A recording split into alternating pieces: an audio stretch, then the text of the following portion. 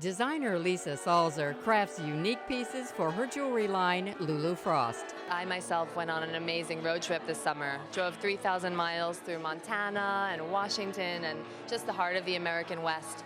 And my whole concept is always kind of a vintage elegance. I use a lot of deco and Victorian, but I wanted to kind of fuse it together with a Native American feel, like a traveling feel, a little bit of the West.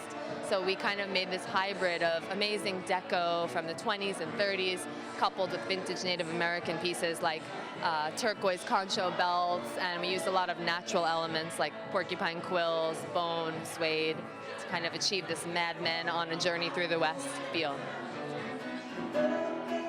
This is an amazing band. They're good friends of mine, and I just treasure their presence here. They're wonderful. It's called Storms, and they give me the sense of like a traveling kind of a feel in the country, so I asked them to perform, and they were pleased to do so, and I'm so happy to have them here.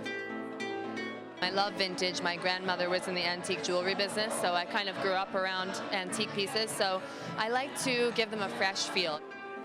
We wanted to do some special pieces like this amazing headdress as a centerpiece, you know, to kind of bring out that theme. It's a princess, but is she a Native American princess or just kind of a 50s sort of a princess?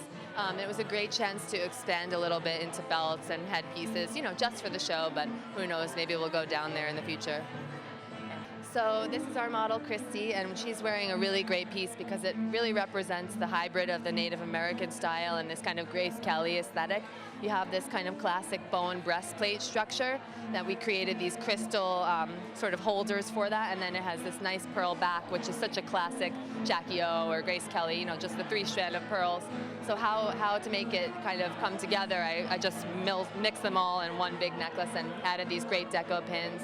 I also love her earrings. It's these amazing porcupine quills that I was mentioning, coupled with a vintage deco dress clip piece from the 20s and 30s. And then we have this great crystal element, which is repeated throughout the collection. We're sort of known for our Plaza Hotel room numbers, and we wanted to give all the girls their, you know, run-of-show number using our staple, which is the Plazas. I got very, very lucky finding these numbers about 5 years ago. In 2005, I came across buckets of the room numbers that were being actually thrown away from the Plaza. And I thought, this is really interesting. It's so personal, and you know, people really can relate to a number, whatever culture they're in, and that's why I think they've become such a success for me. So we just keep, you know, reincarnating them in different versions and different styles. I made this yesterday. It happened in like 20 minutes, which is the fastest it could ever be. It just was meant to be, I think. It's just a real hybrid of everything that I have. This is a Victorian chain, Bakelite dress clips, fool's gold, which is a big element in this collection. Very Western, you know, very kind of journey-ish.